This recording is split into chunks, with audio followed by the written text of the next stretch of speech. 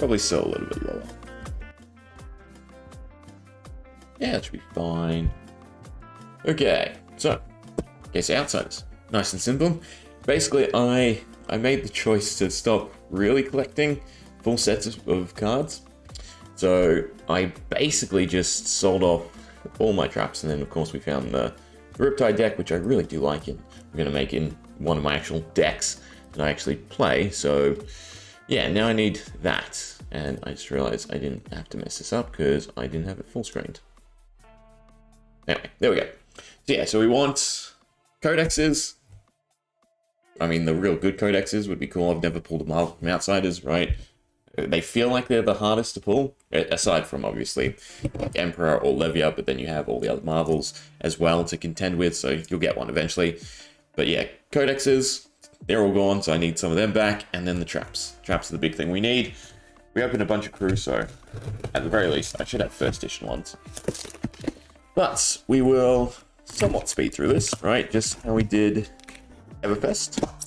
We'll find where every slot is and crack everything, and then just do it in mass, because that's honestly a lot better. I mean, I think some of the traps are rares, right? I can skim through until we get playsets, and then I don't have to care about it.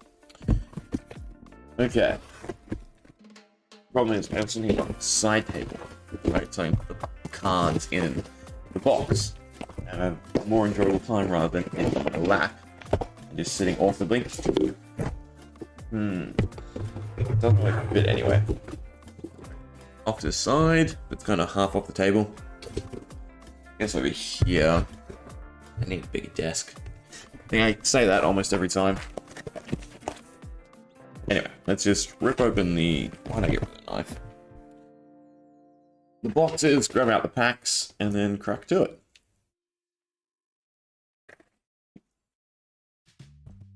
I'll just do them all, and then I'm done with the knife. Bit clay because, well, I used it to cut clay. Kind of self-explanatory.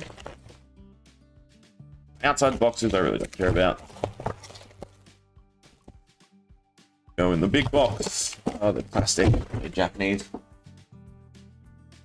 Good because I don't get the allergic reaction to the wax that's on the Belgian print. They're bad because they're hard to open. Or is it? Or am I going the opposite way? Actually, are these Belgium? They feel Japanese because the boxes are flimsier. Yeah, they're Japanese. I don't know why, the boxes are just... They're so thin. Yet the overall cardboard box that they're in is thicker. For whatever reason. We have a nice full box of outsiders. See what we can pull. Wouldn't mind play... No, I wouldn't play pipe. I already have it. I haven't pulled it, but I already have it, so it's not that of interest. Let's move some cards. You know what? I haven't pulled down the camera either. The zoom is kind of weird. Usually I have it a little bit closer. Just put it there for now. I can go up to the side like that. Hopefully it doesn't fall off the desk. And then this needs to come way down. I can never remember how I do it. Now you get to watch me finick with it. Like that. There we go. Ah, but the box casts a shadow. That's kind of annoying. Do that. Okay. What can we find? First off, we need to figure out where the slot is. I also need a little place to collect the rubbish. So, what do we have? Any traps we pull out. But it looks like everything's at the back, which makes it easy for us. Okay, so we've got 2 token slots, right? But the special card goes in the token slot, no. Traps we definitely want, there are in the rare slot. So we need to get full playsets. Oh, there's common traps as well. That should be fine. I can go through them later anyway. And then we really don't care about the foils. So oh god. We'll test it. That's the easiest way to do it. Grab a pack. Open it. Take the back. No, get rid of those 2. Then 1, 2, 3. Right, and that should be the 2 rares and the foil. Perfect. Alright, so we understand. I don't want either of them. And then I will look through the traps. later, I suppose, since I do have to go through the common floor. Okay, so the same as Everfest 3. If one token isn't a token, then we take that as well, right? And then make it into 4. So get rid of that. 3. Discard. Hopefully I'm not missing anything. I'm pretty sure this is the correct go. 3. Alright, we'll do like 10 and then see. Wonder if there's any special version of the Mask of Manifestation. Alright, so I guess we take 5 cards now off of this. I assume one's a bubble, one's something. Is also kind of a tell then. Maybe Outpost isn't worth doing like this. Come on. I hate the way they're sealed. Just being out dotted, right? It's maximum surface area sealedness.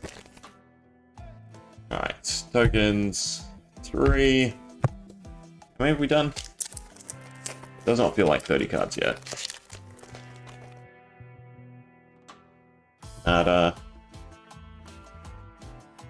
Good thing though, is because all the packs are mixed up, we don't actually know where the cold balls are. So I do feel like that. It drowns out a box. Marvel's now too somewhat, right? Once you get it, you're like, eh. I mean, I do count the Majestics, but at least the Majestics, you know, you're bound to get more. Alright, let's do this as a tester. Make sure I'm on the right track. So rare, something, right? But nothing in this case. Rare.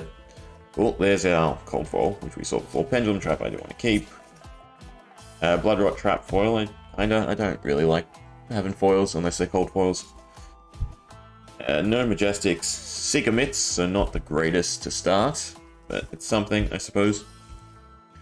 Then a Cracked Bobble.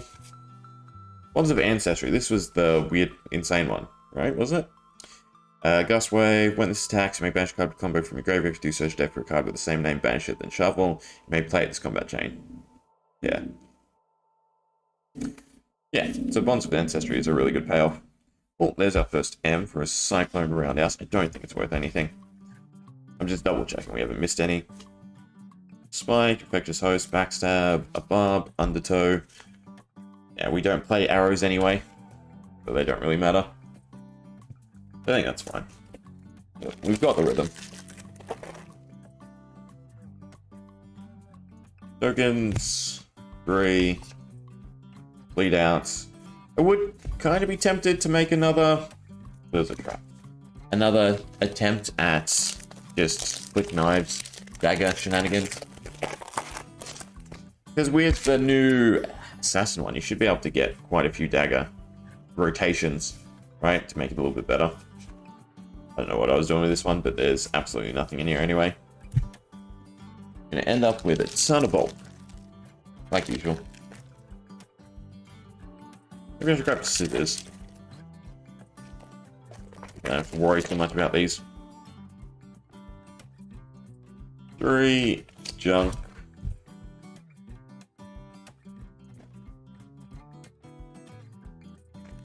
Come on.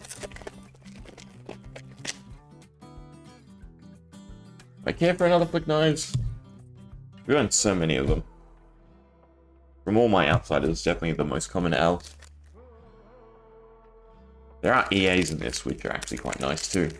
Don't think I've pulled an EA. Do I have an EA? No, I can't remember either. Point is, there are plenty of goodies for us to get. And then just cards over what I want/need.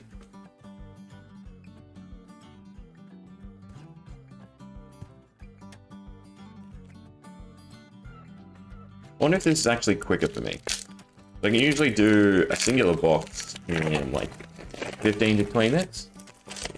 Maybe a little bit quicker. But this doesn't feel like I've emptied that much from the box. We're still going. I do definitely want to test out Riptide a bit more. Because I want to take it to Riddleman, Josh's Doomsday Cup 5. Throw down some shenanigans. Van Melody, since he has a little segment, is going to be great.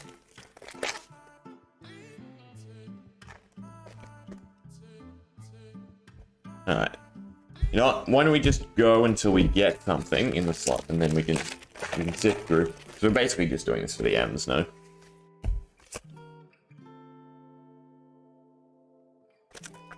Wow, actually, it could be a long time before we actually get something. Because there was really bad. Was it with the Japanese boxes? There was bad clustering. Right, I remember that being conundrum. And this is pretty old. It's just a case I held onto when I first got my orders.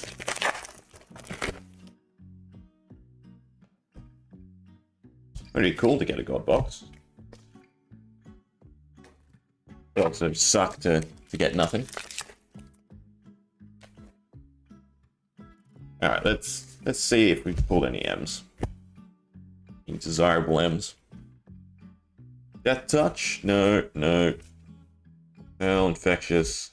At least we can go through these nice quick. A Melting Point? I don't think that's great. Was it next arrow gets +4 if it has a counter? Those hits destroy with base 1 damage. I feel like if it was... I mean, it probably gets played because it's a 1 foot +4. But if it was... base damage equal to the damage dealt, that would be kind of cool. Burns of the Past, interesting. Right, in our little trap-centric Riptide play. Target, that's a trap. Knives Out. Still no good M's, I want to say. Humble. Yeah, Bleed Out, Bonds, Widowmaker, Death Touch, another trap, and then a Down and Dirty foil. Down Dirty is in your arsenal, you may defend with it. Is that worthwhile? I don't think I've seen that C play. I'm gonna say no. Oh, that's off. Where's a good spot to show off foiling? Probably nowhere. Yeah, because it's either too bright or the box is in the way. Oh well. Why don't we just do some packs normally? Right, we might get surprised by cold foil. So Humble, Sneak Attack, Seek, nada, basically.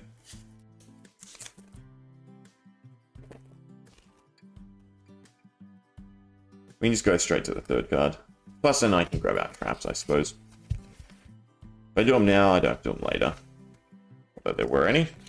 I think it's just the Blood Rot, Inertia, and Frailty sets that are the common, and then the others are rares, I believe.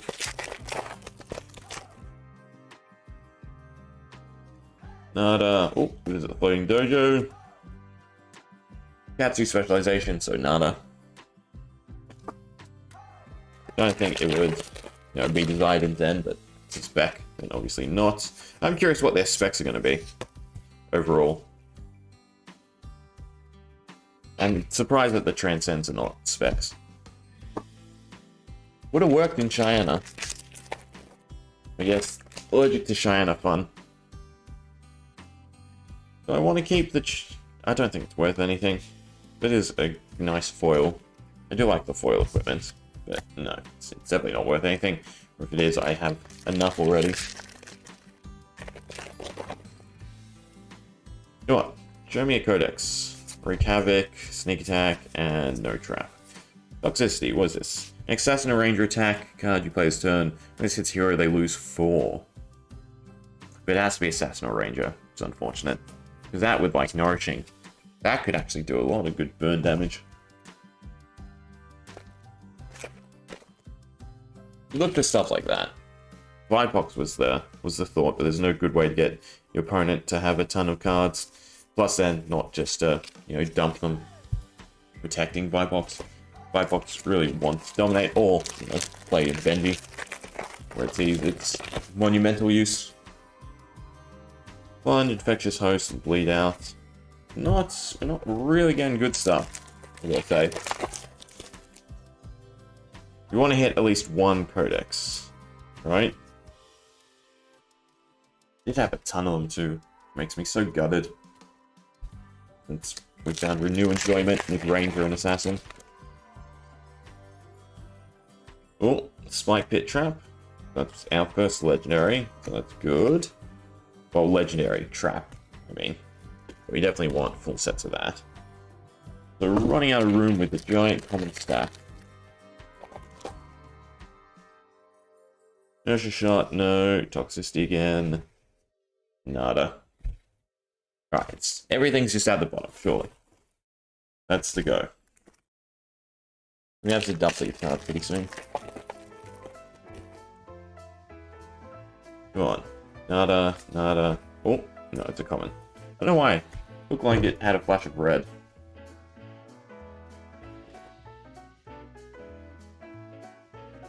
Come on.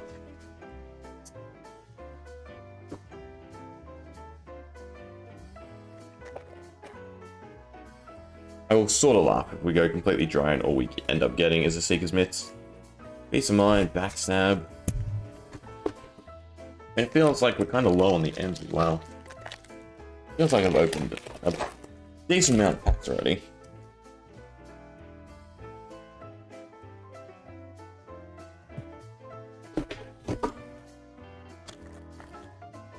Come on. Nope. We don't make a... Oh, a give and take. And a hurl. Yeah, okay. I need to do something with these. I'm in a box down here. That'll probably sound kind of muffled.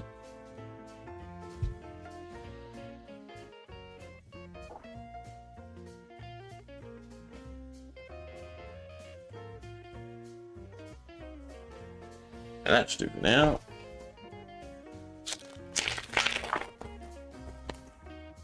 Come on. Nope. Nope. There's no point looking at the second R anyway. It's really only the back two cards.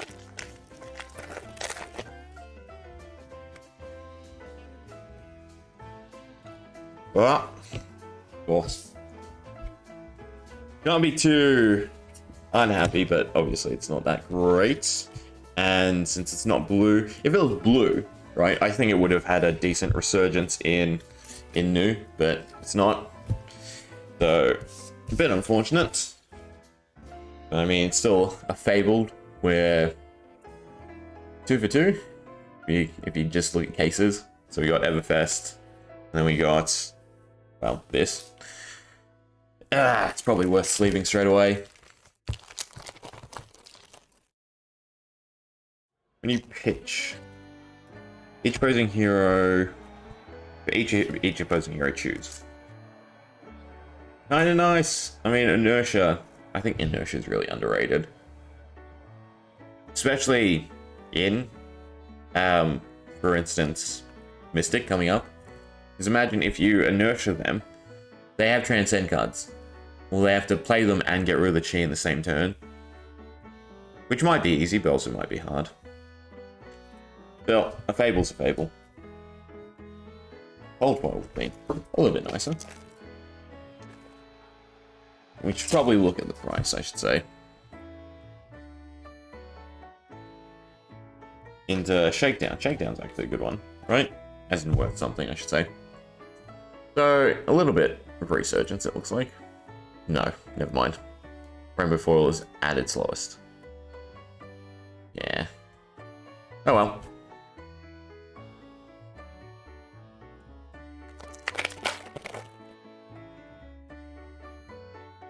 This is a weird version of Take Me to the Ballpark. Any other goodies? Nope. Great art. I do like the Plague Hive artwork. It's something you'd see in like PoE, in my opinion. Again, lends itself to Fab and its RPG-ness. Nada, nada, nada.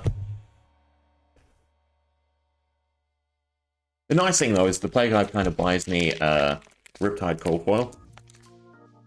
It's definitely something I'd like.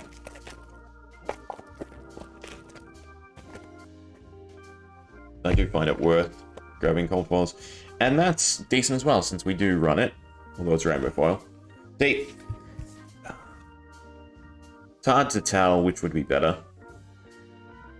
I do think the foil is underrated, because they still use the same sort of idea and technique. Right? It really depends on the color scheme of the card. Nada. Whether or not it looks better in Rainbow Foil or Cold Foil.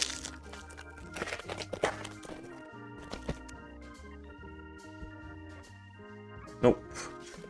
Nope. So cold foil always, yeah, cold foil in this replaces token. Rainbow foil doesn't. I think that's my understanding now. We only care about those two cards. Another visit the dojo. And I don't think it's worth much.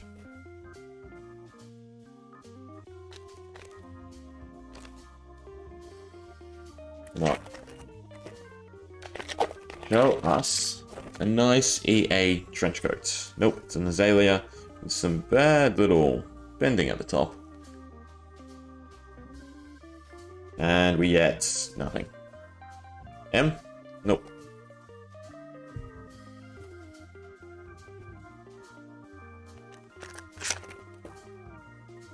Well, they're both tokens. Writhing and Humble. I suppose we have gone a decent amount of M. Oh, it's a bubble. I believe it's always bubble into your cold foil. From memory. It's a bubble. And our cold foil is...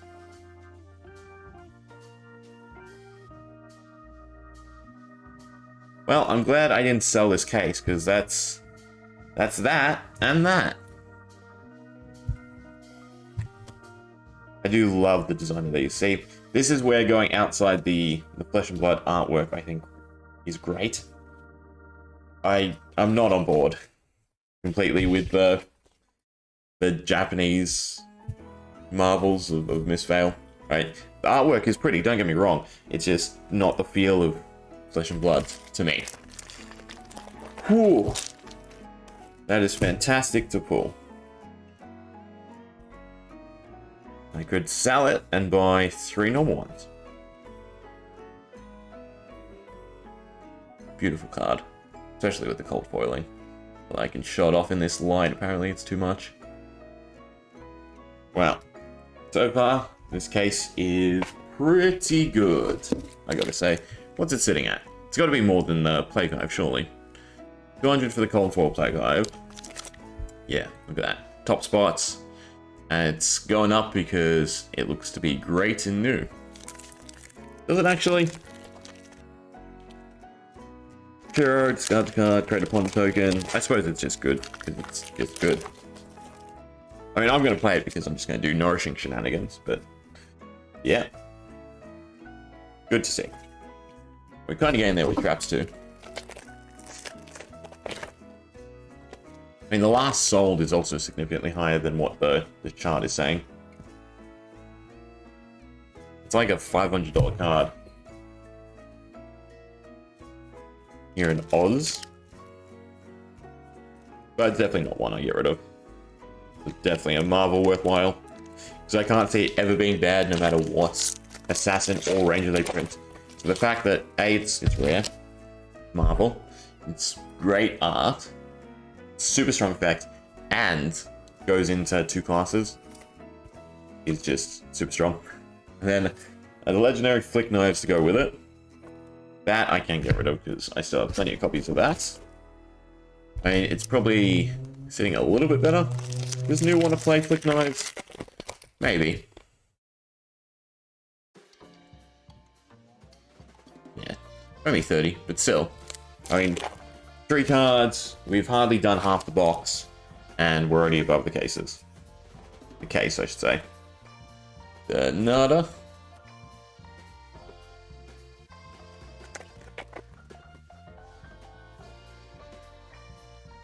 Into more else? No? More traps? No? I have to get rid of the pack again. So at least if we do a giant stack, legendaries will loot us. Well, legendary rainbow foils, I should say. So why don't we do this? We'll go... We only need the 2 cards. I want to look at it in case it's a trap. It's not a trap. And then if we get a cold foil, we'll just take a look at the cold foil straight away. Right? I can speed through this a little bit quicker. 2, not a trap.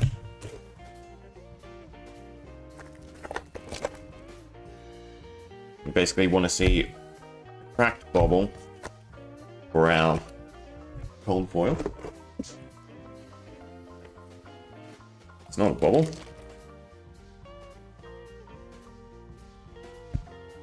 2.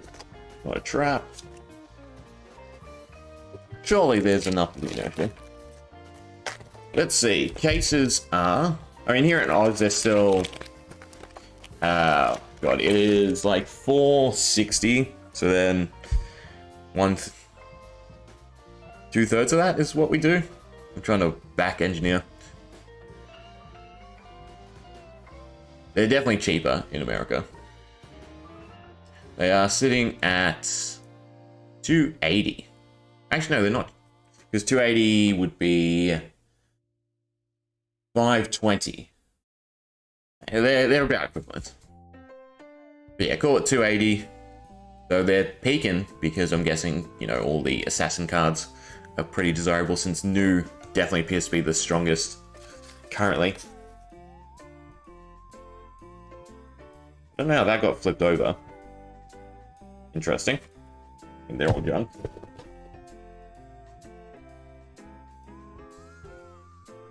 I mean, all we need now is a shroud and a trench. And we hit the top cards. Yeah, also, I forgot about Zen. It's definitely the set that leads into it. And overall, I think it's stronger. Well, more applicable to the ninja, or to Mystic, than, older sets. You got all the Crouching Tiger stuff, which is mainly around the table, right? That was the big boost of support. A little bit in Dynasty. But then for the majority of, flexible cards, they're here in Outsiders. But was it worth opening? Yes. Mainly because, well, we got Flick Knives, nice little Codex, and a Plague Hive already.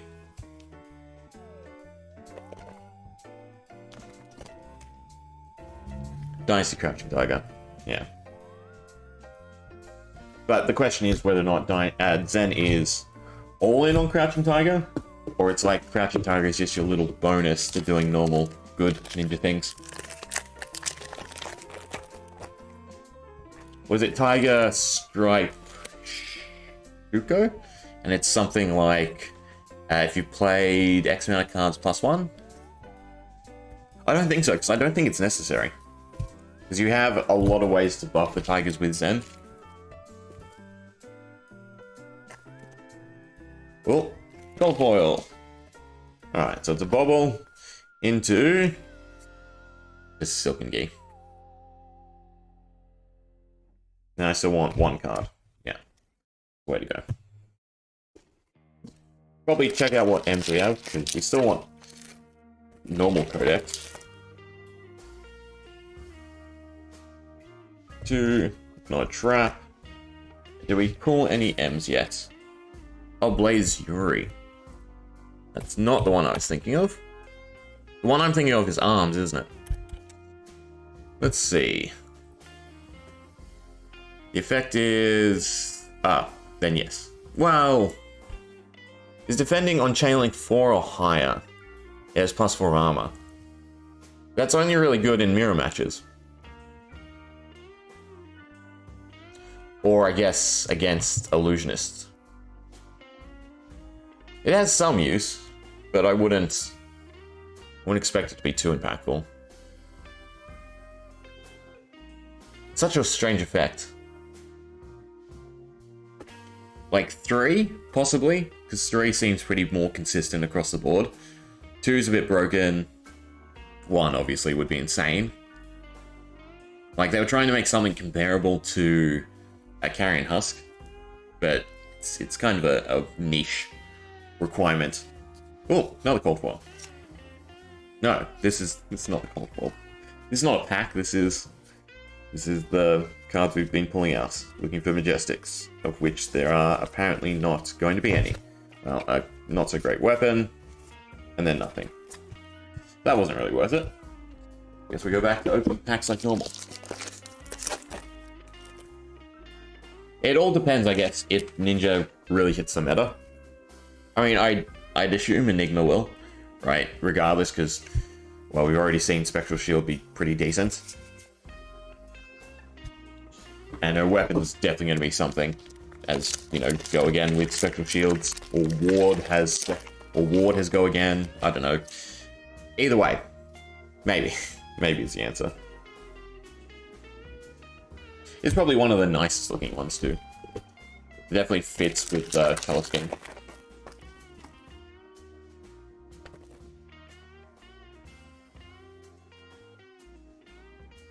Come on, where are the codexes? We haven't seen any of them actually. Tokens into absolutely nothing.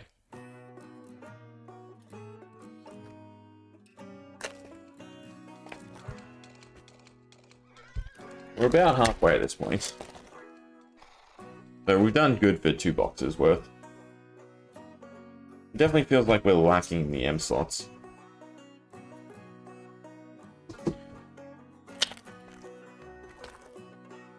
Pick up some ROI, it's awfully cheap. Yeah. Again, the preemptive band sort of says it's either the last set or it's definitely next year. They're at least designing it at the moment, if not having already designed it.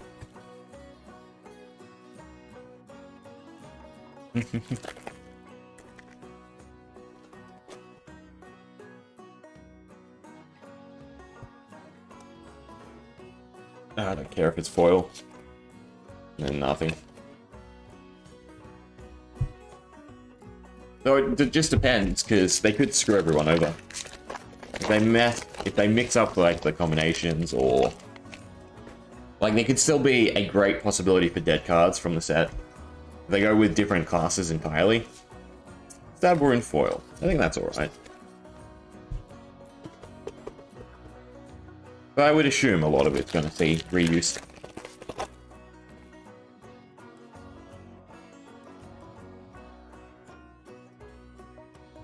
Boulder Trap.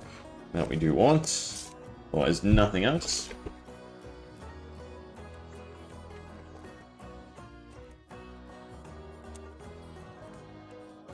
Fletch. No, no. I need to count, because it feels like we're under with M's. 1, 2, 3, 4, 5, 6, 7, 8, 9, 10, 11, 12, 13. About 6 per.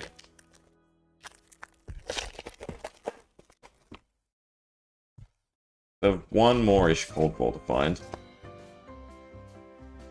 It's not going to give me even 1 normal codex, it looks like. Let's find cards for my Riptide deck. Another cold foil. It is Mask of Malicious Manifestation, which is nice because now we can compare. We did get a Rainbow Foil one, which looks better. I kind of like the Rainbow Foil more. Right, because you get metallic under the right light, and then you get the Rainbow Foil. Whereas this is just metallic. Both are pretty. I do wish they kept the trend with equipment, but I think it would still be desirable. The M. Not so great M. And then nada.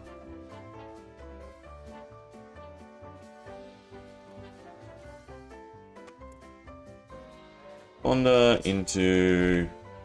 Nope. Nope. Yeah, basically. Almost there.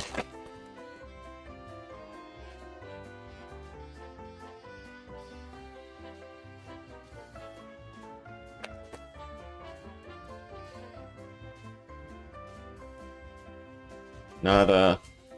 Finally, a codex. The kind of worst one. Is it mainly because it's top effect? Or is it each hero puts the top card of the deck face down to the arsenal? Yeah. So the fact that you don't get selection. But I still think inertia is underrated.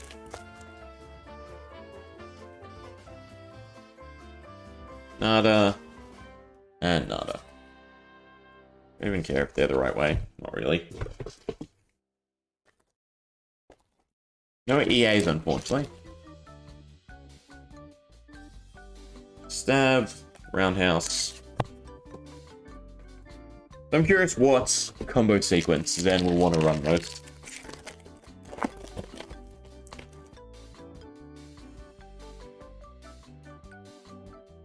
Codex. Pendulum Trap is fine. And Fletch.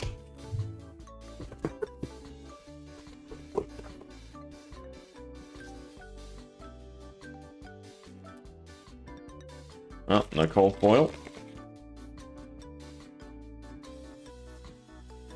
Come on, Codex Frailty. Normal Codex Frailty. How many packs do we have left? Only a few, but more importantly, I now have a box to put all the junk cards into. Wizard of Runeblade still makes the most sense. Even just a strictly all wizard set. But, God. That's in terms of like design space and how undersupported wizard is. Or I should say one-dimensional wizard is. I'd love them to do 3 versions of wizard, right? Where you got a defensive, offensive, and then a utility type one. But I would also like to see a combo just Runeblade and Wizard. Just a complete arcane. Because Runeblade needs some love too. Traditional Runeblade. But then you have the pressing issue of just so many cards in Limbo. And if they don't start cycling through, then we'll run into issues. Because Draconic's about to also enter Limbo. And then, well, from how Mystic's shaping up, I would assume it's going to be another sort of Tales where they hit quickly. They just seem so efficient. Shuriken. Shuriken's horrible. What is it? Destroy target tactics card with combo. Yeah, okay. If there was a way to get it out into the field... I mean, God, they could have done something like block with it, put it into play. If you defend this turn, put it in play. If you attack this turn, put it in play. But what were they thinking? I'm going to sacrifice my whole turn for a +1 damage. I don't think people will end up nostalgia drafting. Fab. Another Flick Knives. Well, yeah, another legendary is good, but so many Flick Knives. I think they've just done too well with reformatting and making stuff work a lot better. I really don't have much faith in nostalgia being a thing for the first ed block, basically. But, well, it could be. I could be completely wrong. Premeditate is good to get.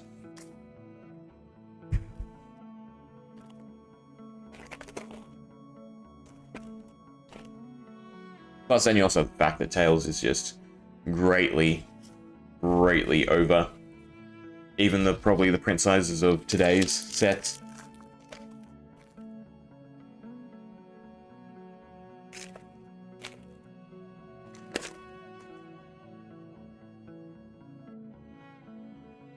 Toxicity on the trap though. Curious if we got playsets of at least the rare traps.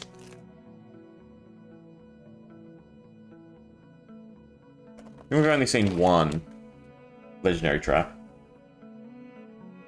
Wither, nope. Nope, and nope. We got 2 Owls, a Marvel, and a Fable this case. Suppose I shouldn't complain. Even if there's nothing else in these last 2 packs.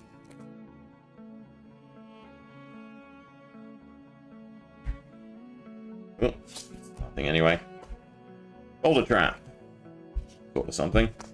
Lucky Last. EA Trench. Come on. Well, we know it's not a cold foil, unfortunately. It is nothing. And a Codex? Nope.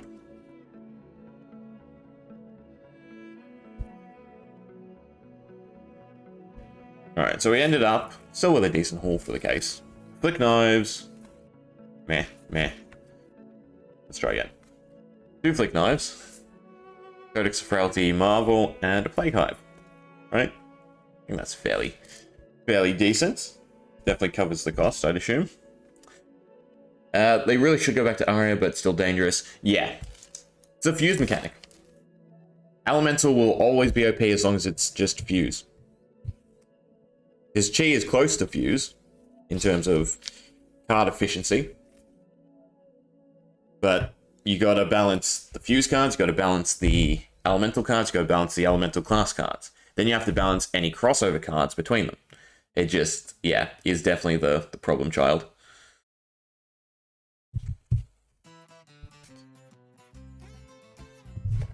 And the easiest thing for them to do is just go with 3 new classes or 4 new classes and leave them just, I guess, in limbo, but maintain the normal cards.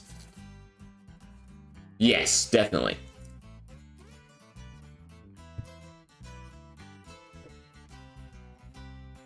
It shouldn't be a situation where you're almost always getting fuse off. It should be that sort of penalty where you can either go for this costly card and maybe every couple of turns get its fuse off, right? If your opponent lets up, if your opponent draws bad. But yeah. Or fuse cost, right? So you have to pay 1 when you reveal or something.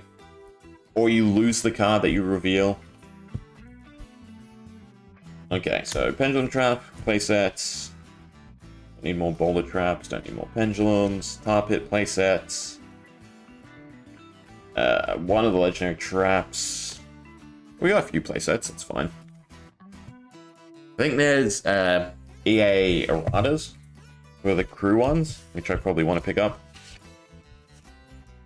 But still, that's a fairly decent start to actually building Riptide. Hey, Sergeant Rob. You missed all the good pulls, unfortunately. We got ourselves, from a singular case, 2 Flick Knives, a nice Marvel Codex, and a Plague Hive.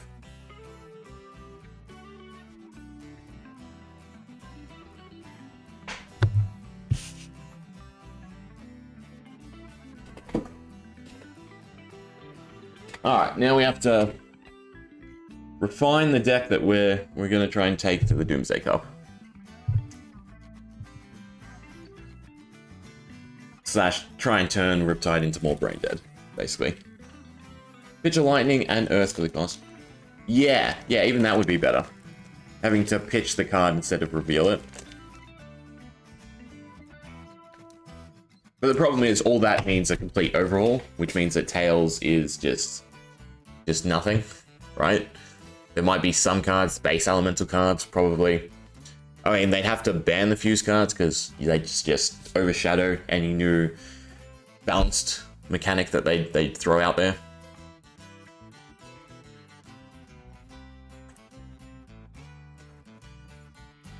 That looks kind of weird.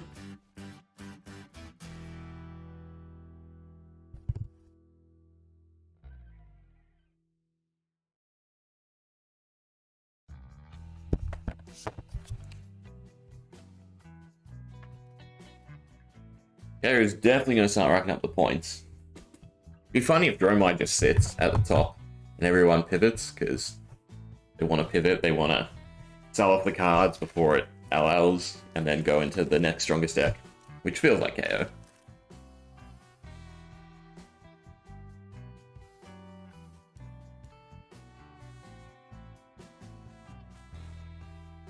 Duskblade was a mistake, but Ball Lightning was mental. Yeah, God.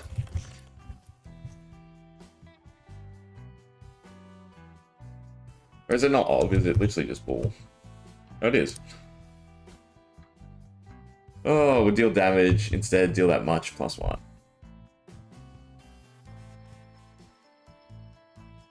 That's the other thing. There was a lot of continuous effects, right? Like Channel Mount Heroic. Obviously still pretty insane.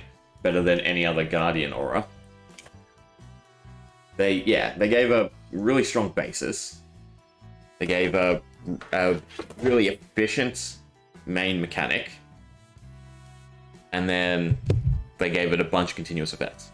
Tails was definitely like the peak, here's your insane stuff to do.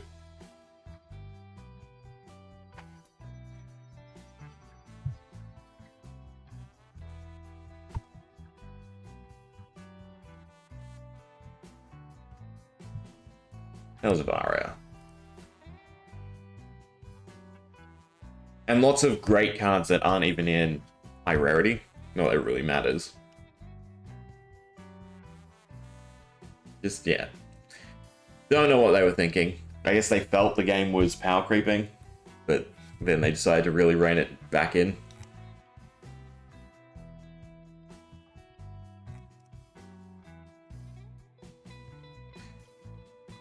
I think we'll do Riptide. I've messed around with it a little bit because I want to take it to the Doomsday Cup, but I want a brain dead version, especially one that won't, you know, take an hour to play out.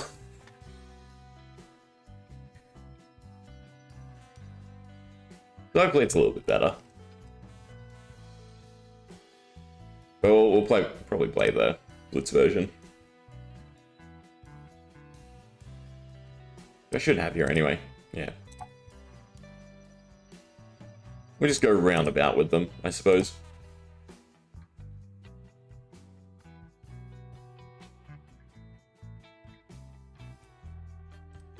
I mean, it should be good. Anyone who's running Kano, plenty of Arcane to swap into since we don't really care about the equipment.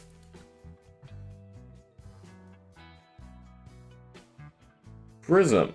Alright. Prism sucks, because we don't have Shutdown. And we don't have attacks to clear either. Yeah, I think Prism's actually the worst matchup possible.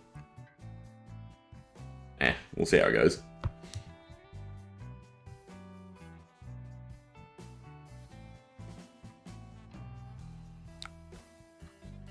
Dome's a nice-ish start. I mean, we can Warmongers with one straight away. Try and clear the ward equipment.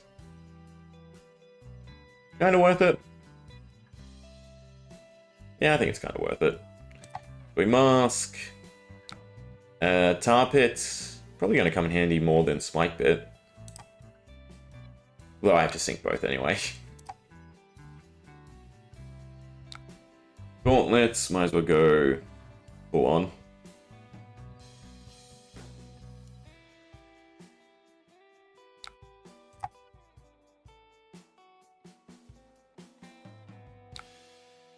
Doesn't really matter what we put in the arsenal. If I had Mage Master, using Riptide to arsenal the turn would actually be really nice. Doesn't matter. I have to pitch it. So it dominates for how much? 4 extra 10, plus it goes back around. The good thing is they don't have much defense in terms of equipment, and they start on 16. So there is a chance we can just rush them down. Or they missed the prompt to use it. Yeah. They had to get rid of Herald. That's interesting. Hopefully we draw into traps.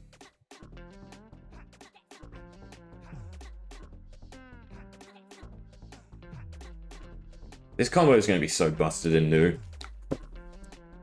Great, we found Riptide, we found Malady, and then New's just basically going to blend the two together. If they flip it, they get the Ward 4. Yeah, that's actually kind of smart. We should still get the Intellect buff, though.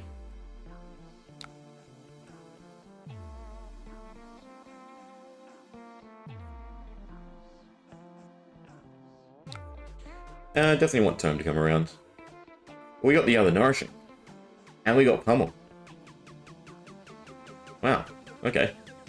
So we need 4. We need a red and deep blue, basically. So still 2 cards. Arclight Sentinel. So I have to swing to clear the Sentinel, which I guess is fine.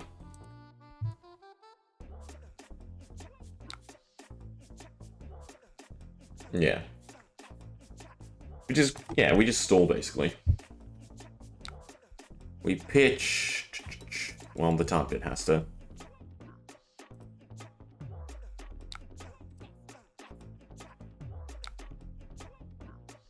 More ground, do we want to burn it? What can I even get back? Just the Warmongers. I kind of want to burn it. Goes to the top, which means we get Warmongers straight away. It's a yellow, which works for our pitch.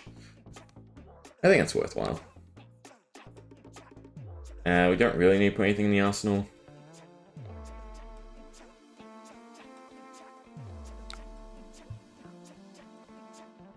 Don't draw an arsenal trap. Perfect. Hmm? Oh, it's an attack. It's fine. I want to burn it anyway. So 7. Oh wait, I forgot Nourishing is actually a popper. Let's not go again. God, this always messes me up because it's such bad rendering. I don't know why. And it's run a lot. Okay, so we're Nourishing and Pummel, that's 4. Do we just play 1 Inertia Trap, I guess? As long as they don't have Arknight Sentinel. We're still doing great damage.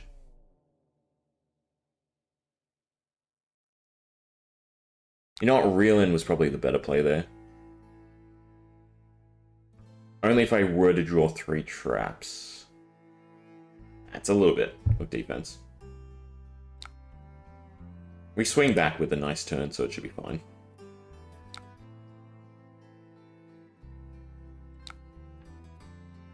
Pushing with the shield damage is annoying. Plus the 4 block, basically.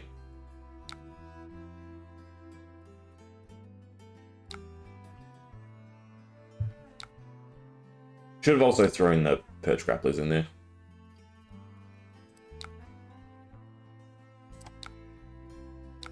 I think Luminaris was the cause for Tails being so broken.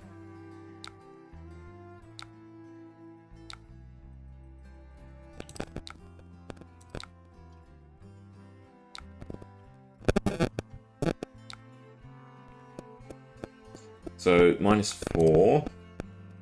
And then a 3, so we should still get the buff off. Yeah.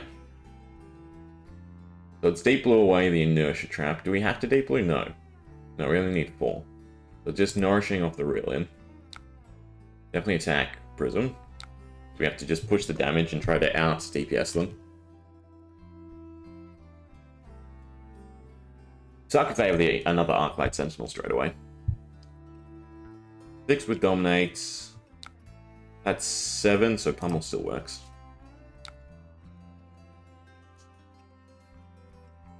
Let's Sink Blow in the arsenal.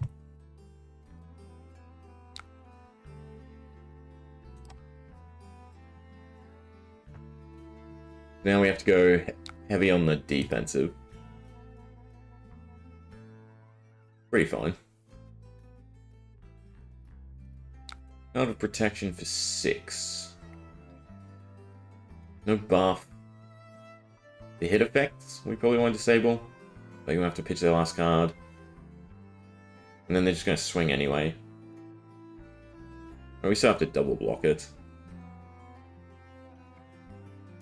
Yeah, Prism is definitely the worst matchup. Just because it's so little damage across so many little beings. But in Class Constructed, you wouldn't have to worry.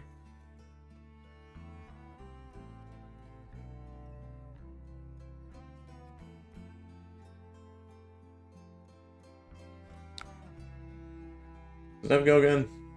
Technically it has go again. Yeah.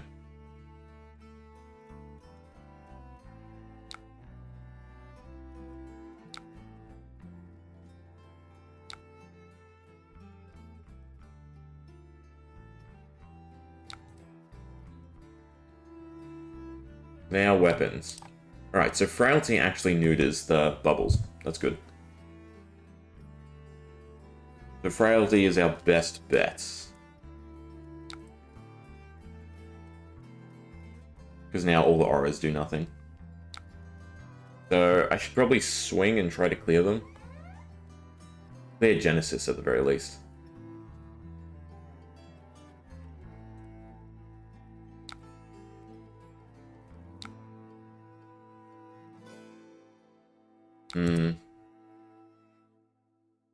Blood Rot, no good. Remembrance, okay-ish. Gonna end up taking damage again.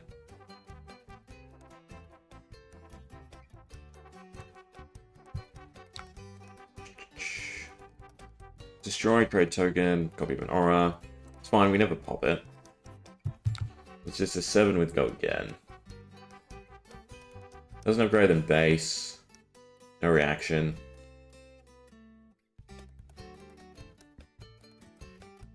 We're just going to end up eating the damage on board, though.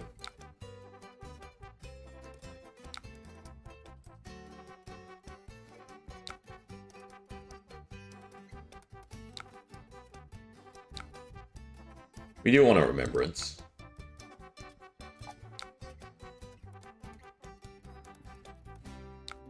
We actually don't want a Remembrance because we want to draw into Codex. We still have one in the deck, and Codex is better. I guess let's continue to swing.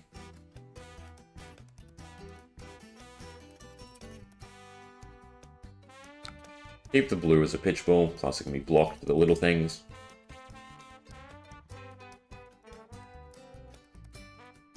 There we go, there's the Codex and another pummel. So as long as we can get through this. We can fully block it.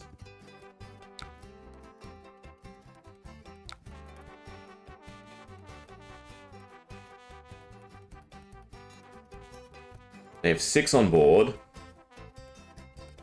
We don't do that much damage.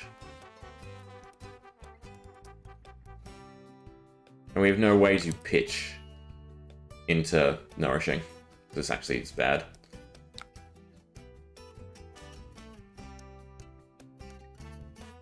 So we get Nourishing back, but we have to discard 1 card. Which means we can't pummel because we won't have 4. We can only get to 3. Only Codex cost 1.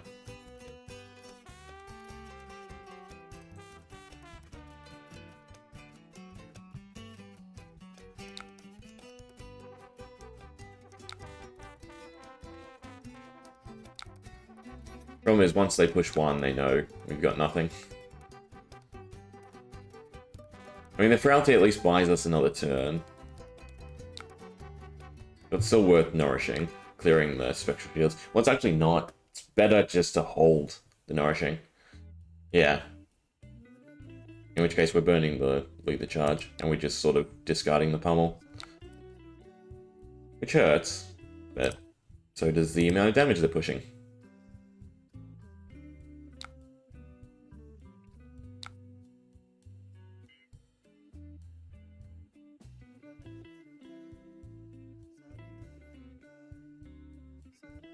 Wonder what, maybe another Klloo.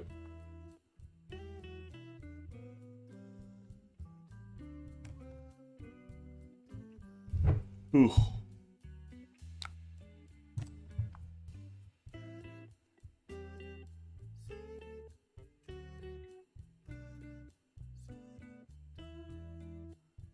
Yeah, sitting on 4 is no good.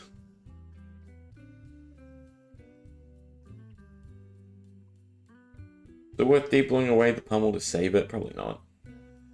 We have better buffs than the 2-cost pummel. That was also really dumb of me. Always miss the prompt. That's what we want to do. Alright, give us a good hand. It's not a great hand. We only trapped twice. Hopefully it's just one big thing. As Dominate 2, so that sucks. Well, we're kind of just screwed. I think Pummel was definitely a mistake. I think it's too costly. Feels like we just always work around one card to pitch. So Nourishing and then a buff that's 1 cost. Giving the draw is just basically game over here.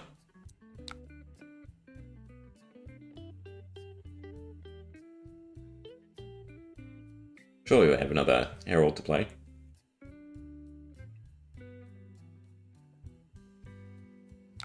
Yep. 7. We only have 3. Alright, I definitely don't like Pummel in the deck. That needs to go out of both of them. And probably put Come Fight back.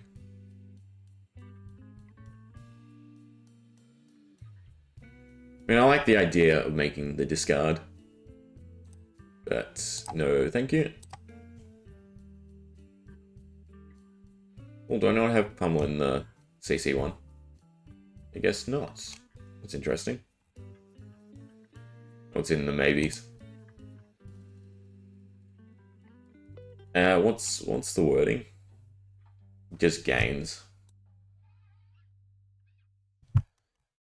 What could we run instead? Preferably yellow for the pitch.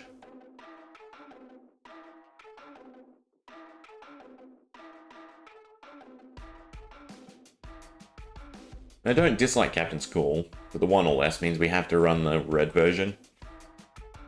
I think it's just Come Fight.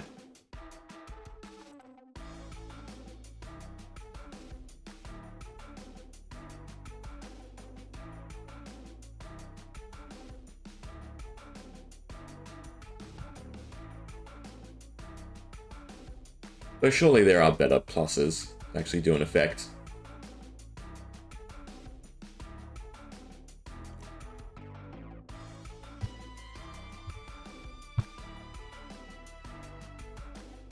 Amulets, that was actually something I wanted to try as well.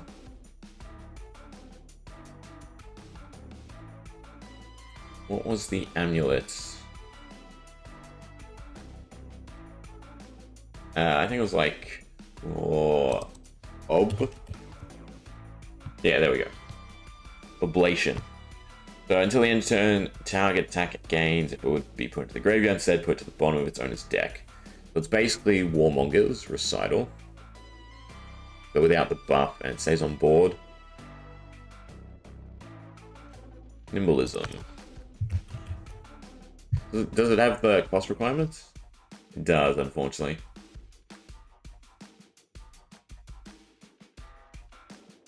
Yeah, or less.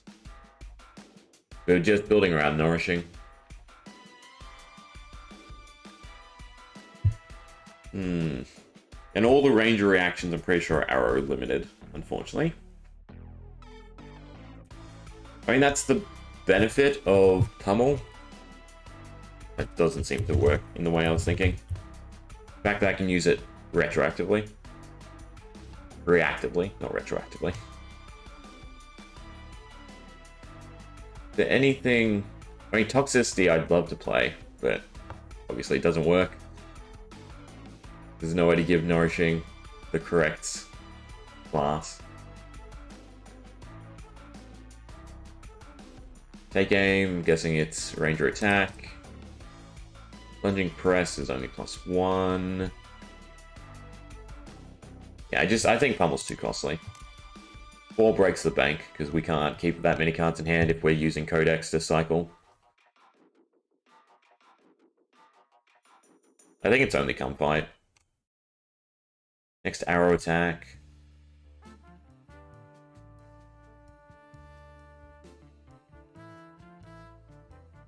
I mean, push the point would be fun, but we can't really give it guaranteed go again. Already got them. We just have one more buff slot, basically. But yes, they are really good, especially in an opening hand. The fact that you can get the Arsenal as well off of Codex, or just Riptide's effect in general. I think, yeah, it's just Come Fight. Alright, we'll do a Malady.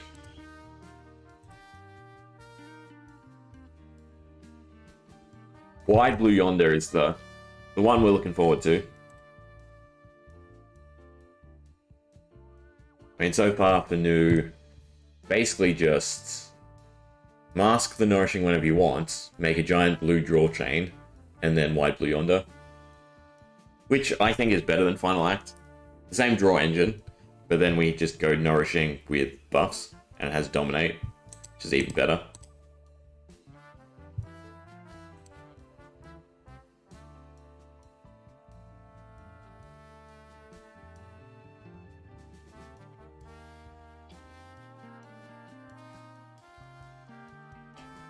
I'm curious what the better Transcend cards are going to be, because the ones they've already shown are already decent. They're all in the common slot.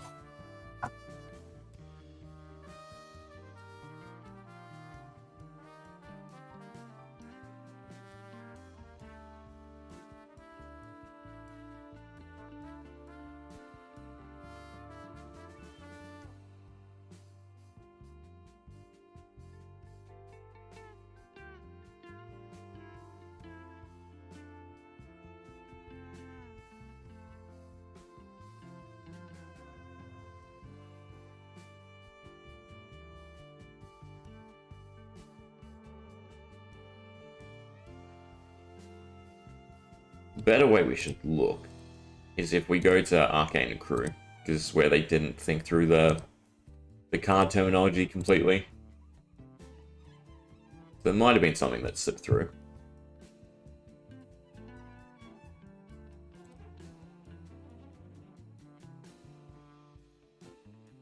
Lantern, arrows, nope. Traps. Oh, there was actually not that many cards in Klloo. It's arrow attack.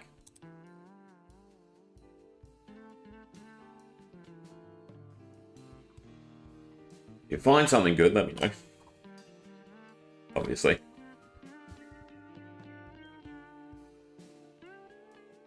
Take cover. Reload's not bad.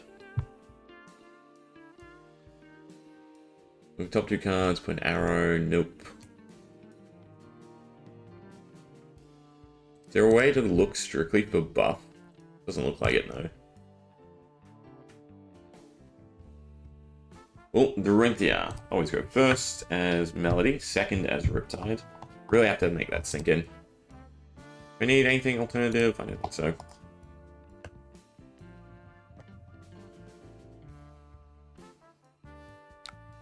Home straight away, lead the charge straight away.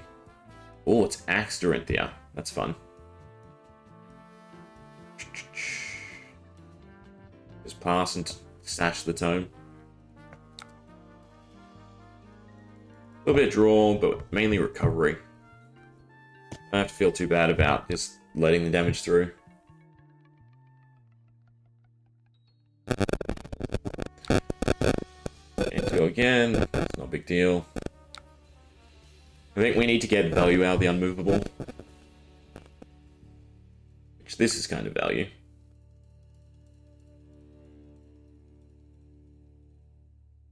Not enough value though. I think it's just the fighting spirit. I think we let damage through to try to mitigate it. And I'm going to burn the lead the charge. Brothers in Arm is good. Right, because now we have a 4 block or a 5 block. Just need a little bit more draw. Defense on board, they have 4, 6.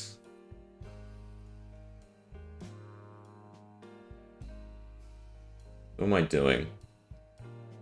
I block with Brothers in Arm, and then the next one I can block with Unmovable. Yeah.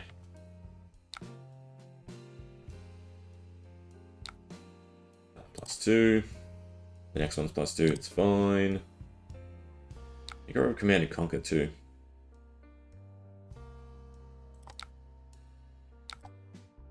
They must be regretting that since I've been just holding on to the Arsenal card. Alright, there's Art of War, there's pick a card. I think we're happy. I'm guessing this is a big swing turn.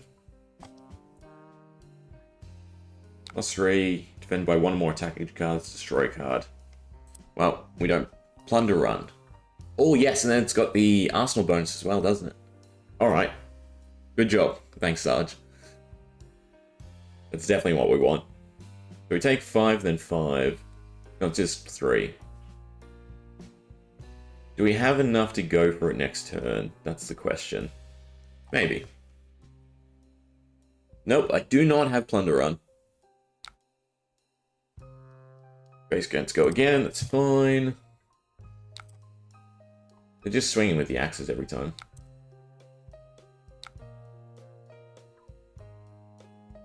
That we love to see.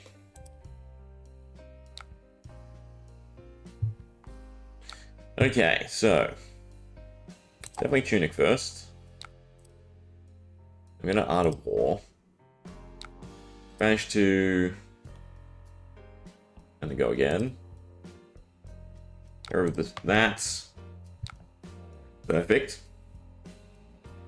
Now we just have to hit a good streak. Cover a little. There's some more picker cards. Come on, give us the silver.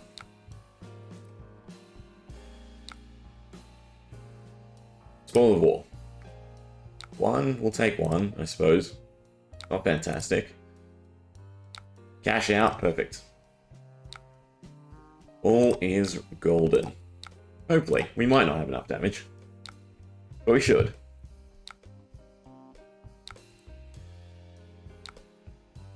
I should really float the extra resource while I can.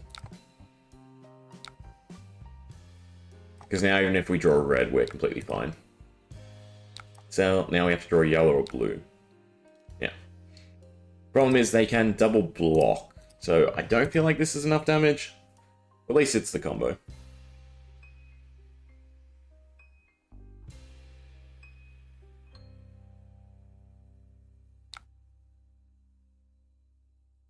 The next one's doing 17.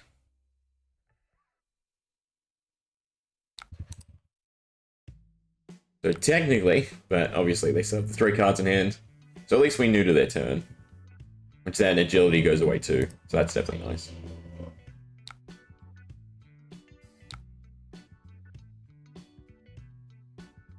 Yeah, I was thinking about that. There's just so many defensive cards now. Alright, they're pitch zone. Forgot about that. Always forget about that. They're pretty low. We're also pretty low, though. I think it's pick a card, attacks, then defense.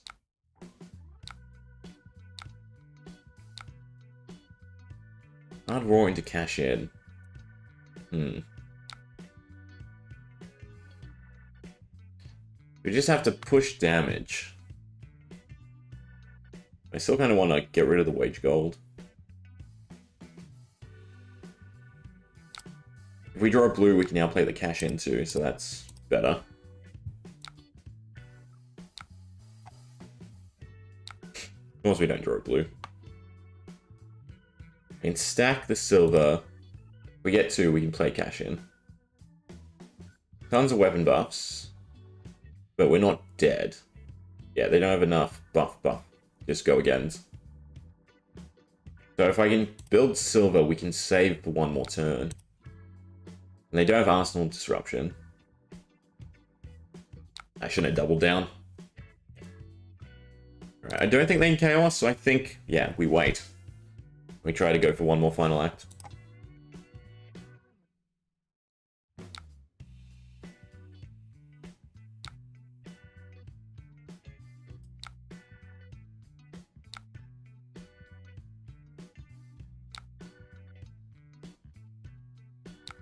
Alright. Come on, a good sequence. So cash in off of 2 cards. I don't know if we can get 1 high enough. There's the Encore. But we need Lead the Charge. We got rid of the Art of War. The second Art of War. At least we can still stack it high enough. We play pick a card. We hold on to it at least. Cash in. Well, we're definitely doing that. Tome, another pick a card. Looks like we're just going for one big one. Really? No Blade Runner? It's unfortunate. This should at least sink their hand. If only we had an extender.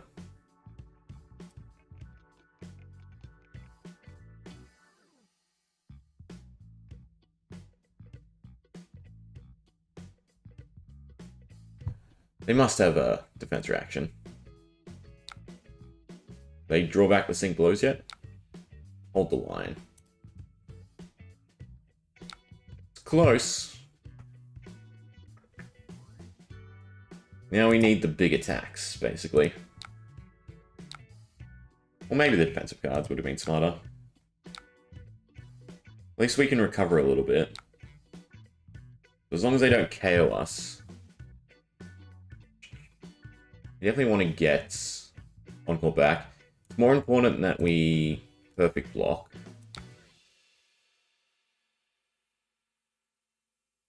Blade Runner for +2, that's fine. That's a 5.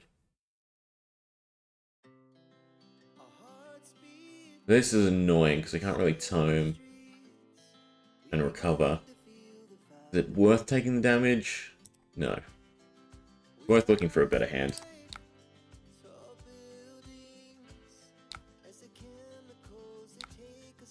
Definitely getting their use out of Valiant Dynamos. Actually, this is bad because now we have the eye stuck. Allows us to pitch into Brothers in Arms. Spill Blood for 2 and Dominate. It's fine, the first one only has 4. Yeah, so it's Brothers in Arms. Pay for it. Pitch the eye so we can see. This round's on me. Performance bonus. Well, we want performance bonus.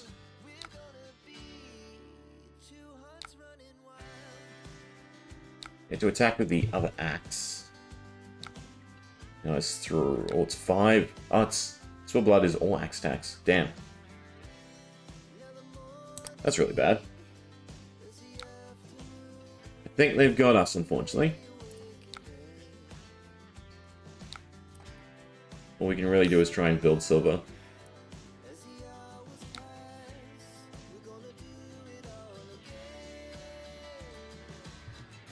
This makes me want to run the Fleetfoot Sandals for the guaranteed stacking of Final Axe and then cut tome from the deck. I definitely don't need 2 copies. Oh, that's the wrong way to do it.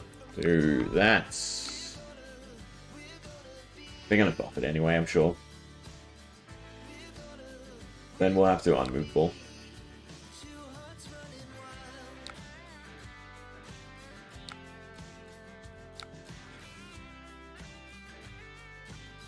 The fact that we can remembrance back some cards might allow us to buy enough time.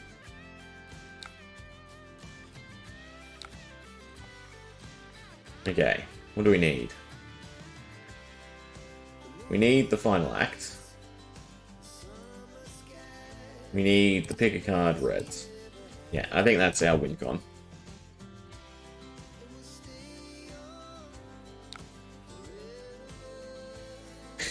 Horrible hand though for it. Because I can't get around both attacks, unfortunately.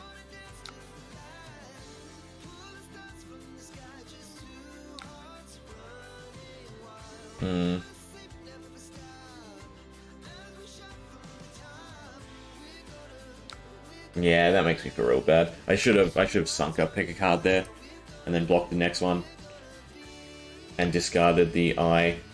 Still wouldn't be enough because it would have been 7 with the pick card. Unfortunate, but close. What we like to see. Melody actually surviving for a few turns. Okay, so we have Plunder Run for Riptide. The yellow is a +2, which is great. And the draw card's really strong as well. That is significantly better than Come Fight. I still think we take the yellow. My rationale is 8 with Dominate, you can probably almost always get through. And we need the better pitch. Right? We're always looking for 3. Deep Blue is 1 freebie, and then it's basically relying on blue, so do yellow really matter? I'm going to say no. But yellow matter in the fact that they cover nourishing. So I'm going to say yes. I definitely Plunder Run. We'll stick with the yellows for now. Same with the Classic Constructed. Although this time 3 of them.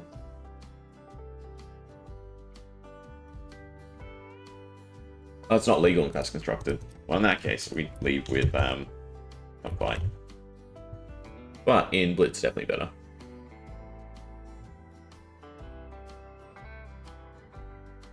They really cut out all the draw, didn't they, in Class Constructed? And then for Melody, I think it's cut one of the tomes. And just take the guaranteed ability to extend with one Mage Master.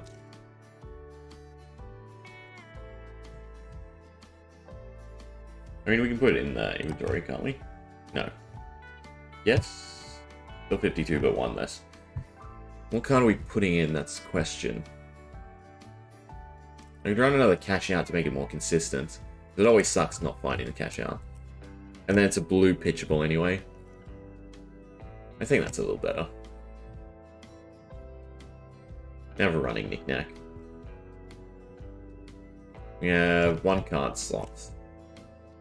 I guess the other remembrance is the maybe. That should feel a little bit better. Alright, let's try Plunder Run. See if it actually fares well.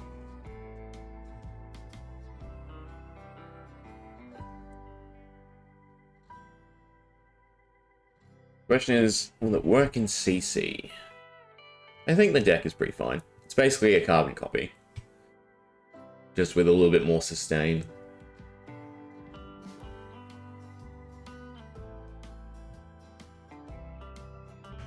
It's basically just premeditate. Zero cost, which is good, right? Doesn't disrupt our ability to play Nourishing or combo it with Nourishing. And then the draw helps us have a card to put into our arsenal. Because usually playing the Mask or even Codex will completely deplete our hand. So it should work out pretty well.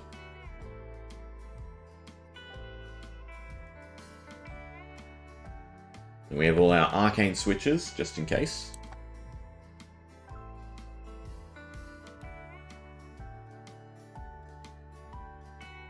Trench might be better.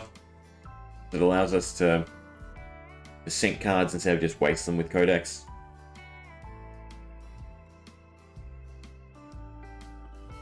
I think we'll leave it be. I think there's nothing else we need to look for. I think I'm fairly happy with where the decks are at. It's definitely going to be my new go-to.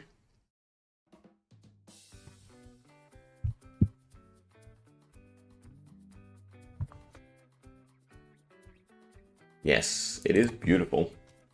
What's it sitting at now? Because I don't actually have one. And since I have a much better interest in Riptide, maybe I should look into getting one.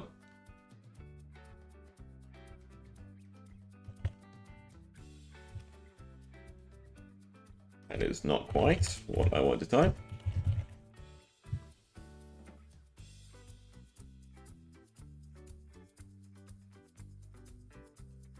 See, why couldn't we get a cool harpooning pirate?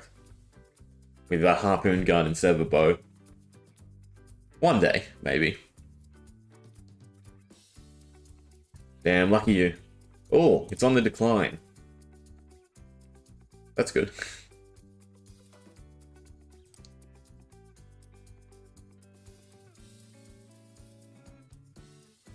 Definitely sell the Duke Plague Hive. Either go for that or Cold Fall Riptide.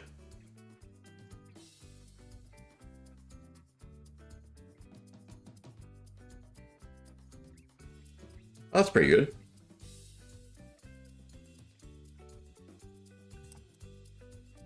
And then the further back you got it, even better, basically. So it's so high. Hopefully we get EAs again. I still think all Cold Falls should be EAs. Would just help distinguish them from the Rainbow Falls a bit more. And when I say all Cold Falls, I mean even commons. I think if the commons were Cold Foil, were extended Cold Foils, I think they'd be significantly more desirable. What's the person on red back? Proud?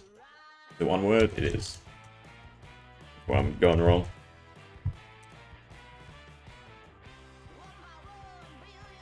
The mark has to be something, surely.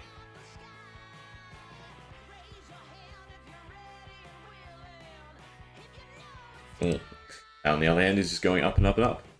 Is it really going to see playing new? Was it the next attack reaction you play this turn costs 1 display? Yes, it will. That making White Blue Yonder free is pretty significant.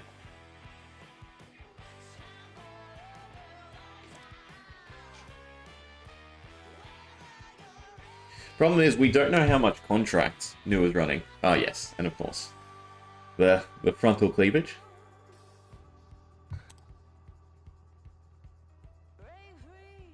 We'll say that's like 80% of the increase.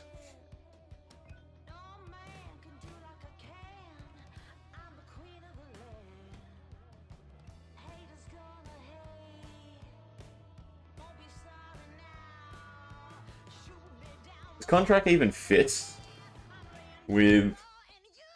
It kind of does, right? Because she seduces. Is there another tourney going on? Is that why Talishar is a bit low?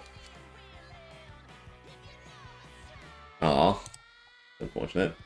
But I mean, it's also lower than when it started, just on a resurgence.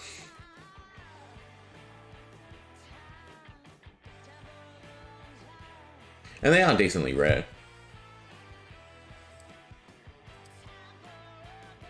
Problem is, Trench is such a inbuilt mechanic for Ranger versus Contract and Silver Generation, potentially not always being Assassin's thing. KO. Okay. KO is actually, I think, a decent matchup. Just Trap. I think we just have to play slower, although this hand is not a play slower type of hand. The question is, can I get to 4 in order to Nourishing Codex? We can play Lead the Charge. We have to sync card with the mask, though, that's the issue. So we're 1 card off. I can hope he doesn't Chaos in 1 turn and the next turn go for it.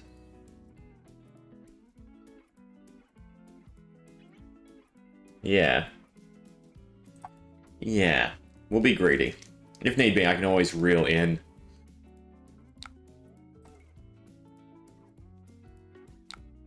Worrisome. Doesn't change our play, though. We also don't want him to restock his hand. The Pitfall Trap. So I'm reeling off the Pitfall Trap and hope to draw 3. Because Pitfall Trap's also useless here. Or we just succumb to the damage, and the next turn we go... Mask? No, Deep Blue something. That gets us 3. Mask another blue, that gets us another 2. So that's 5. So we have the 2 Nourishings, basically. Backhand with Intimidate, really, and of course goes away. Should have played it.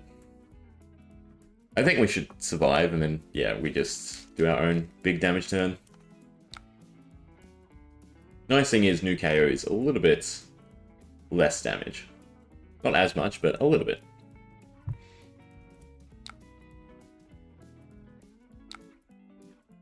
So we do more damage, because they did 12 and we'll do 14. And then we go into trapping. Klloo, though, is an issue.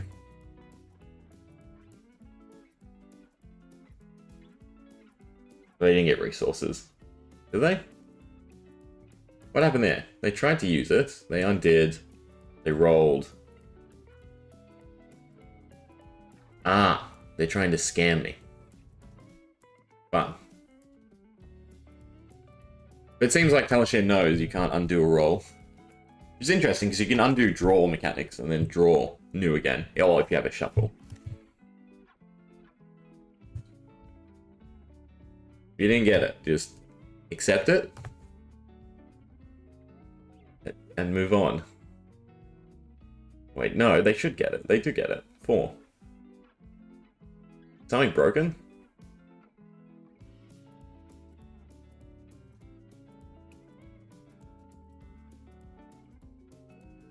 Rolled a 0. No, so they started with a 0, and then they tried to scam. But then it wouldn't give it to them, I guess. Right? Am I missing somewhere? Interesting. Anyway, on to our turn. So, what was it again?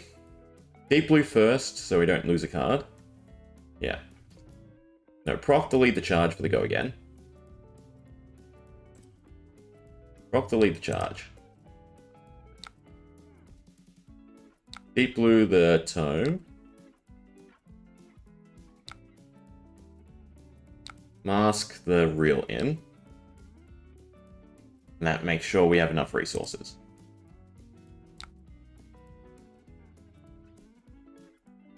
No, we're slightly off because we don't have 2 floating.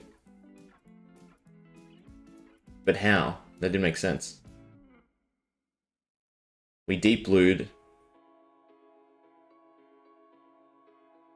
Where did I make a mistake? Sorry, revert to start. I don't feel bad because I don't know what they were doing with the dice roll. So it's play lead the charge. Mask deep blue. I think that was the mistake. But then we should have still had a card in hand, which we did, yeah. So that was a mistake. Mask, then deep blue. Pitch the reel in. Float 2, sink the tome. Then we can sink the pitfall. That gets us to 5. Then we can nourishing, and then nourishing again. Basically.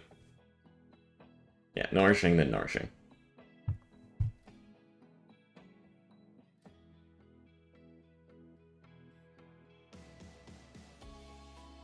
I'm glad Talishar knows.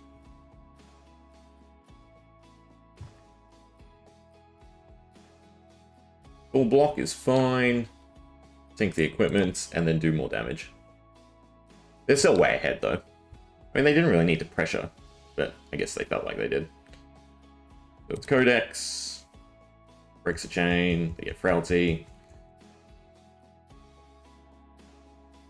They also get to put a card in their arsenal, which does sort of help them. Both gauntlets. Plus we get the Ponder. So we should be fine to stall with traps. As long as we get good traps. Wow, there's the Plunder Run. A little too short. I can't put it in the arsenal either, because there's no way to burn it if we get any of the arsenal traps. Which we didn't. We actually got all our buffs into another nourishing. So a little sad. We probably get KO'd here. Inertia is greater. Create an inertia. So that does help, but I do have to burn cards. So if we play nourishing, I'd like to play all 3, but then we die.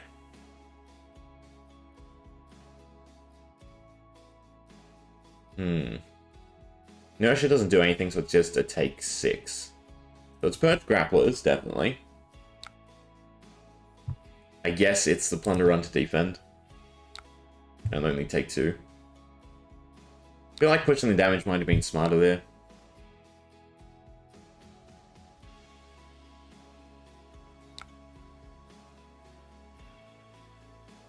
Yeah, hopefully it's fine. We go premeditate.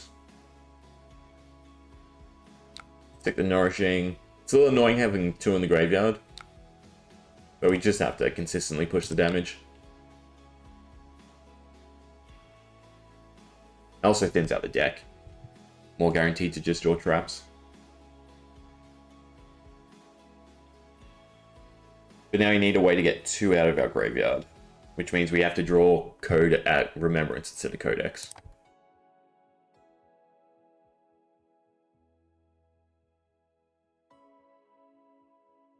We're hoping he grabs the go again. Does KO run any defense reactions? The good thing is 7 is kind of in range to just burn down with trap damage. Warmongers is not what we want to see again, though, unfortunately. Remembrance is okay, but we only have 7 to block. It looks like they're just continuing with 1 attack. Get rid of the Remembrance or the Warmongers. So don't use Remembrance, so there's a 50-50. Did not Intimidate? Oh no, never mind, doesn't Intimidate. So we have 7. No reactions though. No hit effect. Does it have a hit effect? Not really. And 2. So we still survive, right? Yeah, 9. And then we can remembrance back the nourishings as well, which does help.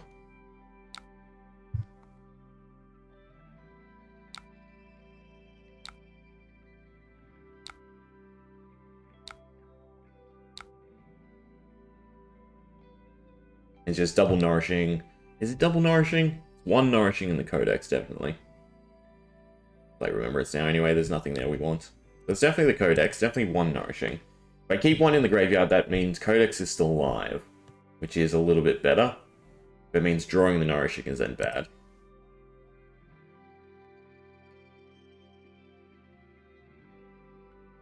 I think the right call is to leave one in there.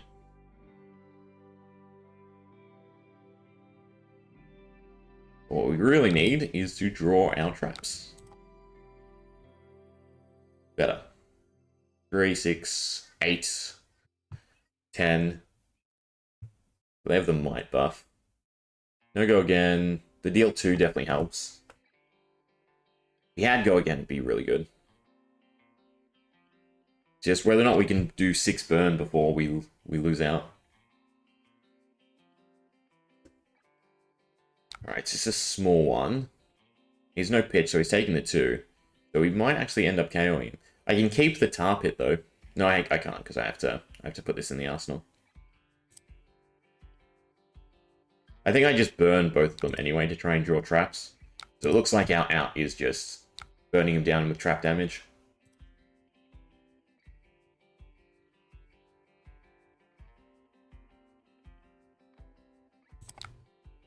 Yeah, because we kind of need to get Buzzsaw. So it's burn the plundering and then swing, basically.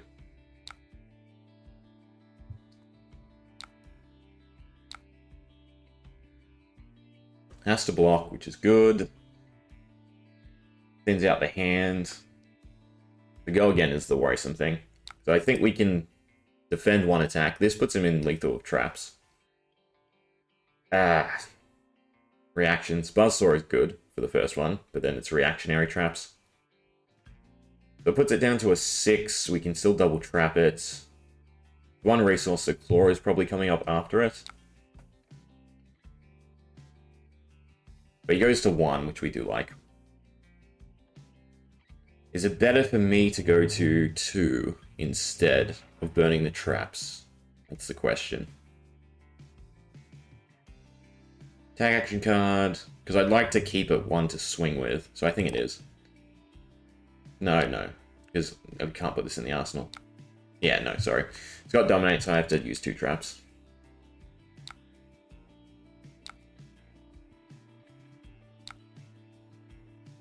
Both are attack reactions, yeah.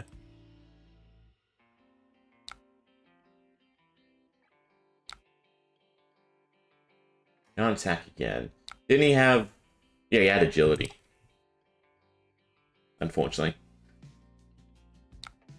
But he's on 1. So it's basically we just stall until we have the correct trap. Is it better for us to swing? I think it's better for us to swing.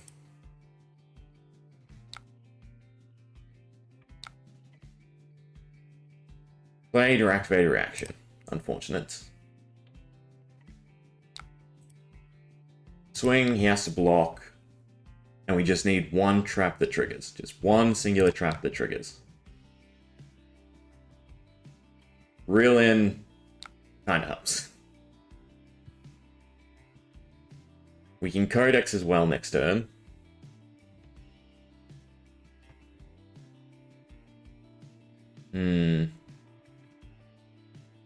I don't have enough block anyway. So it's Reel in. And it has to be for 3 because we need the trap. If we get a trap, we win. Give us a trap that works. Please. Thank God. Done. Doesn't really matter. The 2 damage is overkill, I guess. And means he dies before things trigger, right? I mean, the burn damage gets him anyway. Yeah. Alright. Deck works. against KO too. So that's good to see, right?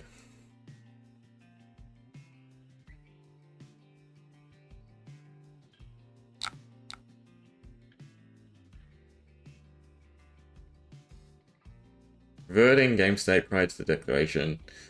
I'm curious what they were trying to do. I don't think they were quite happy.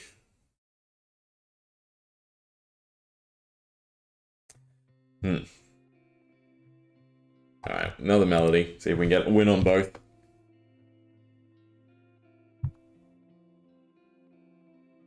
I have a lot of fun with this deck.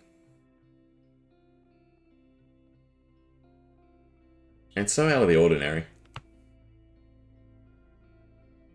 I'm surprised no one's thought of it, to be honest. Like, there was control Riptide for a little bit.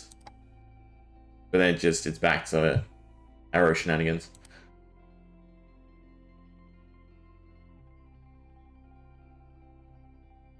Right, can we get this going as well? That would be nice. Against Lexi is a little bit scary. Some silver start would ease my worries. Well, that's an almost guaranteed, right? Of course not. Let's just save the unmovable. Stall for a turn, basically. No worries, Rob. Thanks for hanging out.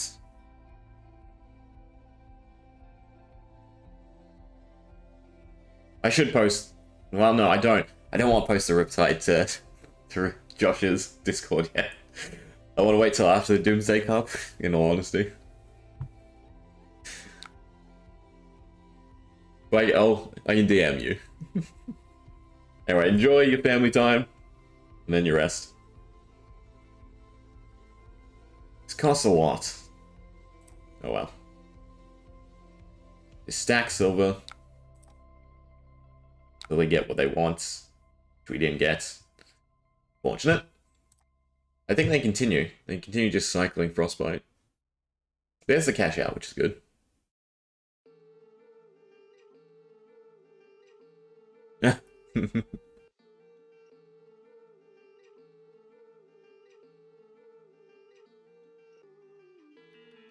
Thanks to frailty, so they are going for an arrow. And seek and destroy. They don't know, as we don't care about our hand that much. No dominate, so it's 6 to 2. And we just ditch the tome. We ditch an encore. A little annoying that we can't play the cash out. Well, we can. We can still play cash out. We care if Seek and Destroy hits then? At the beginning of the next end phase. Ah, it's the same thing then. Might as well avoid the damage.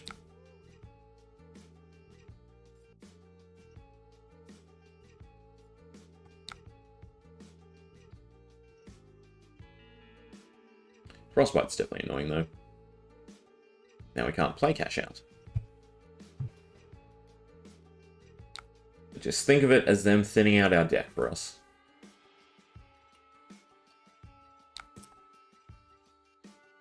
More picker cards are definitely helpful. Lead the charge is useless.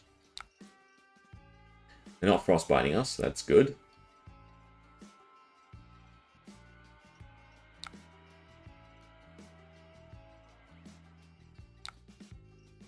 There's a whole bunch of us. Another massive arrow with Dominate. Do we just take the 10? I mean, they have nothing to put in their arsenal, right? Yeah. You know what, we don't need lead the charge, so we can block a little.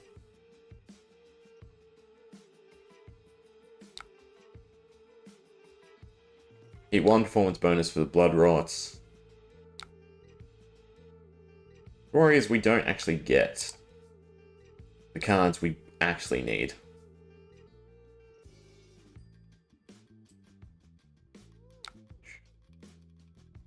You know Tome's gone, so we can cash that out.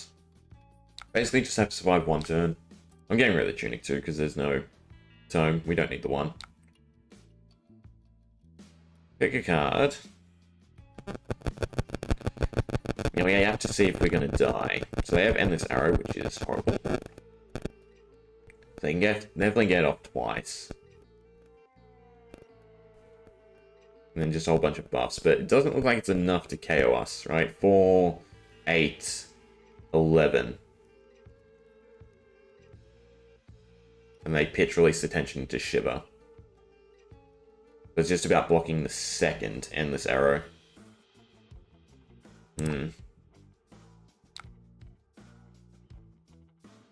We definitely play one. Is it worth putting into Arsenal? It's a freebie next turn. Yeah, it's a freebie next turn. I have to avoid the Blood Rot damage, and we have to draw... Problem is, it neuters our hand.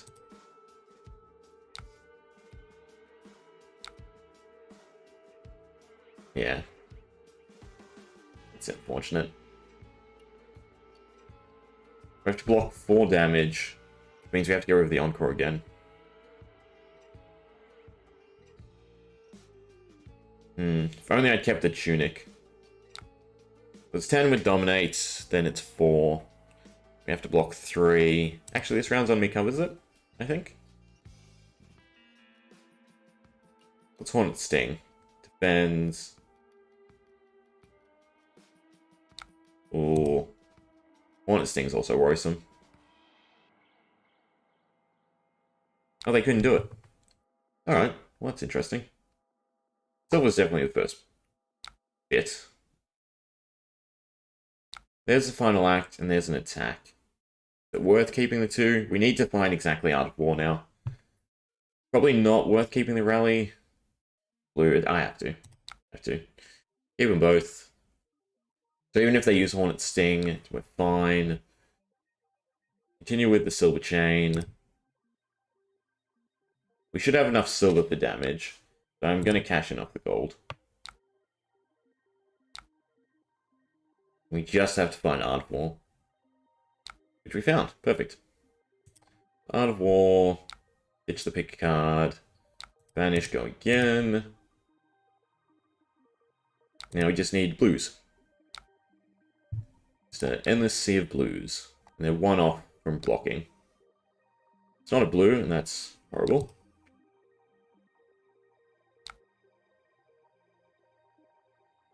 Let me cash in.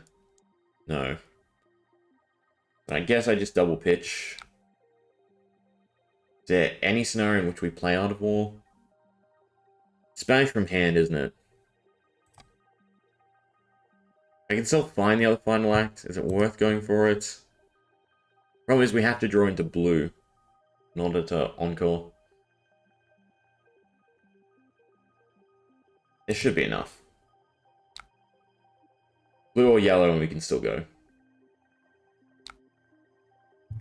Blue or yellow and we can still go. And I'm greedy. Blue or yellow. There's only one other red, I think. Yeah, so we're fine. Alright. So, do we encore first? No. We final act. We final act, encore, performance bonus, final act, basically. And we should have the win here. At least that's the hope. Yeah, next one's doing 21. Plus the gold damage. In fact, we can performance bonus straight away. And maybe get the gold, which allows us to play, or I guess pitch Brothers in Arms. A little bit extra damage.